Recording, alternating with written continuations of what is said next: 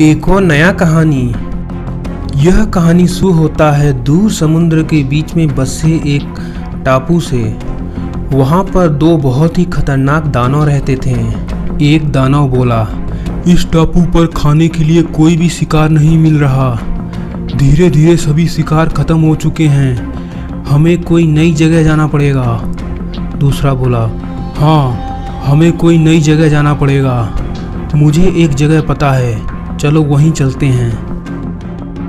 उसके बाद वह दोनों दानव दो बड़े बड़े पेड़ को उखाड़कर समुद्र के अंदर फेंकते हैं और उसके ऊपर सवार होके नई जगह जाना शुरू कर देते हैं। इस तरह कई दिनों तक वह राक्षस घूमते घूमते इंसानों के दुनिया के पास आ जाते हैं और वहाँ पर उनको एक छोटा सा टापू दिखता है और एक कहता है, इस टापू के पास से बहुत सारे नाव गुजरते हैं। हमको यहाँ पर आसानी से शिकार मिल जाएगा। वह दोनों दानव वहीं पर छोटे टापू पर आराम करने लगते हैं। लेकिन तभी वहाँ पानी के अंदर से एक जल निकलती है। वह एक जादुई जलपरी थी और उसके सर पे एक जादुई पत्थर भी था। वह उन दोनों दानव को देखकर बहुत हैरान होती है। तभी उनमें से एक दानव उसको एक डंडा मार देता है और वह परी वहीं पर मर जाती है।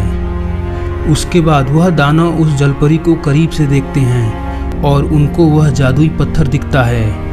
एक दानव कहता है, जल्दी से उस जादुई पत्थर को ले लो, क्या पता वह हमारे काम आ जाए। जल्दी से उस जादुई पत्थर को निकालो। ऐसा कहते ही दूसरा दानव उस जादुई पत्थर को उसके सर से निकाल लेता है और उसको छूते ही वह दानव बहुत शक्तिशाली हो जाता है। वह पत्थर उस दानव के शरीर में प्रवेश कर जाता है और उसे शक्तियों का एहसास होने लगता है। थोड़ी देर बाद वह शक्ति का इस्तेमाल करके एक पेड़ को बहुत बड़ा कर देता है।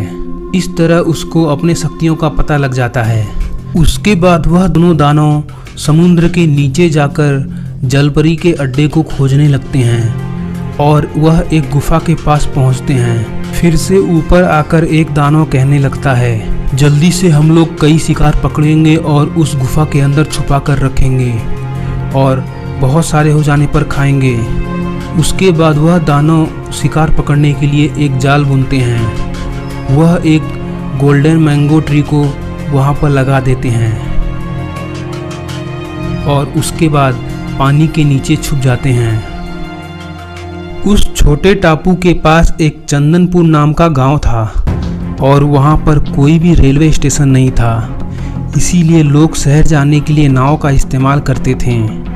मनीष का नाव एकदम अलग था, इसीलिए उसके नाव पर बहुत लोग जाते हैं। लेकिन अंकित का नाव साधारण होने के कारण उसके नाव पर बहुत कम लोग सवार करते हैं। एक दिन उसका बेटा कहता है, पिताजी, मनीष अंकल का नाव एकदम अलग तरह का है, इसीलिए लोग उनके नाव पर सवार करते हैं। हम लोग भी अपने नाव को एकदम नया तरह का बना देते हैं। उधर मनीष अपना वाटरमेलन नाव लेकर समुद्र के बीच में जा रहा था। तभी उसको वह जादुई मैंगो ट्री दिखा और सोने के आम देखकर वह अपने आप को रोक नहीं पाया। वह उस सोने के आम को तोड़ने ही जा रहा था कि वह दानव पानी के अंदर से निकलते हैं और उनके नाव को पलट देते हैं। उसके बाद वह सभी यात्रियों को कैद कर लेते हैं।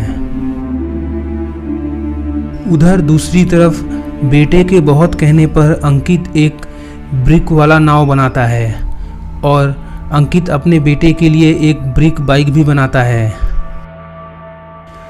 वह ब्रिक बाइक देखने में बहुत अच्छा लगता और संदीप उसको चलाकर बहुत खुश होता। इस तरह एक दिन संदीप के पिता कुछ यात्रियों को लेकर समुद्र के बीच में जा रहे थे। उनको भी वह पेड़ दिखता है और वह एक आदमी उस नाव से बच जाता है और तैरते हुए समुद्र के किनारे आ जाता है और जाकर संदीप से कहने लगता है, देखो, समुद्र के अंदर दो एक आंख वाले दानव रहते हैं। उन्होंने ही तुम्हारे पिता और सभी यात्रियों को कैद कर रखा है। संदीप अपने पिता और बाकी यात्रियों को बचाने के लिए एक प्लान बनाता है और अपने दोस्तों को लेकर वहां पर जाता है। संदीप के नाव को देखकर दोनों दानव बाहर आ जाते हैं। दोनों दोस्त भाले से उन दानवों के